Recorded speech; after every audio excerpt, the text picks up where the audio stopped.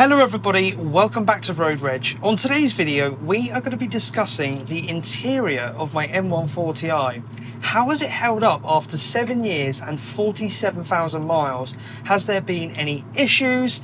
Any wear points that I'm not happy with? Am I going to be making any upgrades to it? Spoiler alert, yes, and I already have. I'm going to go through that in a minute. And lastly, do I think this interior is starting to look a little bit outdated now in a world of technology, screens and buttons? Well, stick around to find out. Right everyone, let's start at the boots and we're going to make our way from the back to the front and see how she's held up. After 7 years, the boot's not open. Would help if I opened it. So generally speaking, the boot is fine. I do like using the net in here. The net is in there at the moment. And I had quite a lot of stuff in here one time and I may have accidentally broke this. Hence why it's missing and you can see the battery wires. I am going to be getting a replacement for that. But in terms of the boot, no problems at all. Nothing to worry about. A little bit of discoloration here, but I'm not too worried about little things like that. But the parcel shelf is all intact. No dramas, nothing to worry about. So we're going to shut that now. Let's have a look at the back seats. Now, really, this is cheating because I don't really have anyone in the back. I've had passengers in the back, but apologies for the camera gear there, the bag for it anyway. But the seats are in immaculate condition because I haven't really had anyone in there, you know? So they look new. We won't talk about the driver's seat yet. We're going to make our way round to the passenger side.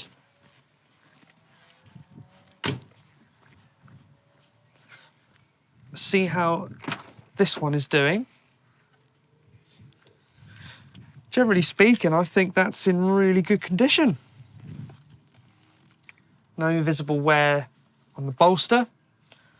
The electric seats work absolutely perfectly, as they should.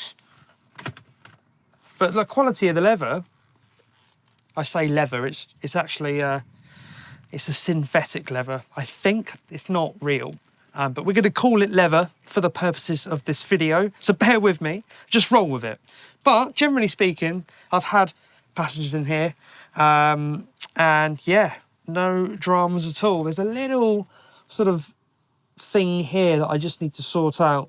But that's not the car's fault. That's just something's got caught on the bottom of someone's jeans or something. But that's easily fixable. Dashboard's looking good. Door cards, absolutely fine. This is all holding up great. Door seals now, those are new. And that's why I haven't taken the little blue plastic off. So hey, look, you know, save it for the next guy. You know what I'm saying? Whoever one day ends up with this car, and I hope whoever does end up with this car appreciates the condition. So this, absolutely fine. It's a little bit shiny. It could do with a clean. The whole interior could do with a clean, really. But generally speaking, absolutely fine. Let's just jump in for a second. iDrive. We're all good here, no dramas at all. The black plastic here, again, fine. Now, I do want to show you a nice little upgrade that I have done to this car, and that is the M Performance carbon gear selector and carbon and Alcantara surround. Check this out. Look at that. It was about time that I changed you because I was getting a bit bored of this silver. I like the silver, but not everywhere. So I wanted to break it up a little bit with this dry carbon. This is a genuine M Performance gear selector and gear surround with the Alcantara. Now, top tip, if you want to tell the difference between a pre-OPF and post-OPF M140i, so in 2019, they brought in the OPF filters for the M140i before BMW stopped making them anymore and they went over to the M135i with the 4-cylinder. The way to tell if your M140i has an OPF filter is you don't get a gaiter like this, a leather gaiter. This actually isn't here. So there we go. That's a fun little top tip for you if you're trying to spot a pre-OPF or non-OPF filter. Now, if you're wondering what that is, it's basically a petrol particulate filter. Emissions regulations are getting tighter and tighter as we progress through the years and go towards a world of electric vehicles, which, well, I'm not very happy about that, but that's the way the world's going. But hey, who knows what's going to happen in the future? Long live the internal combustion engine, and I hope it sticks around for as long as possible. But anyway, yes, I did the gear selector surround with the Alcantara, and I've done that. The carbon, dry carbon and Alcantara with the white stitching M Performance handbrake, and I think that is a lovely, lovely upgrade right there. And I am planning on doing more. I'd quite like to change this and these to the M Performance carbon. Now, it's funny actually that I'm saying that, because I've always thought that the M Performance kit on a black interior blends in too much because everything is black. But actually, I think I've got the bug. Where I've had the gear selector and surround and the handbrake lever, I'm like, oh, now I want to do the next thing. But yeah, we'll see if one comes up for sale, sort of used on the groups for a good price. I'll probably snap it up. But new, they're very expensive. And yeah, we'll see how it goes with that. Right, let's go to the driver's side now and have a look at the driver's seat, where I spend all my time, and see how that has held up after many years of butt in seat. So you can tell there's a clear difference between the driver's seat and the passenger seat, which is to be expected. But generally speaking, it has held up well. I've always keep these as clean as possible. I mean, not today. I haven't cleaned my interior for a little while, so I apologise for that. But there's a little bit of creasing here. And as you can see, it is starting to wear here. You know, because obviously every time you get in the car, this is getting moved and stretched.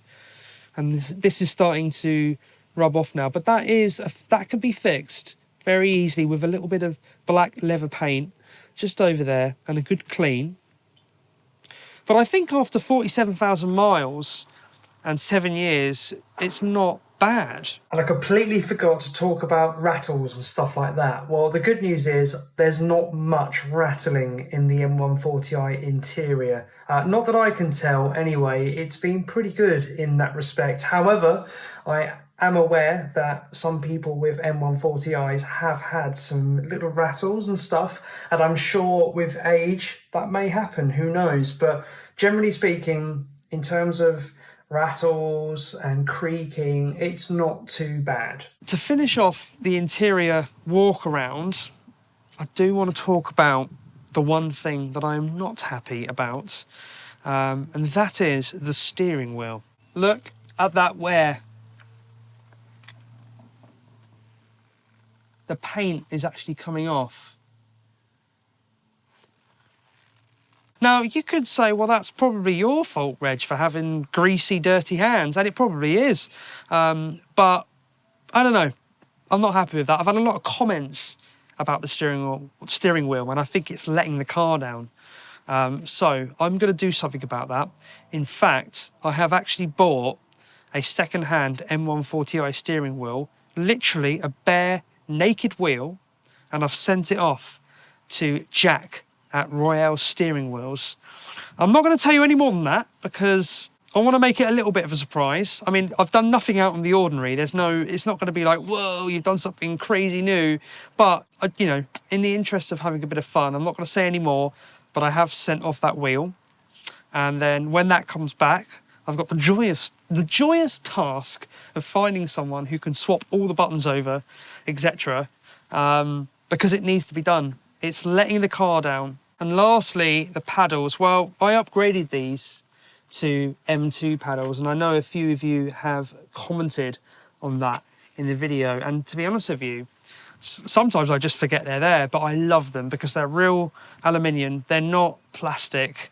I don't think I could go back to those now. So I'm very happy with the paddles. And I think when I get the wheel back and that's switched over and I give the interior a proper clean, it's going to look beautiful. So finally, do I think the interior is looking dated? Well, yes. I mean, I've spoken about this in previous videos. Of course it looks dated.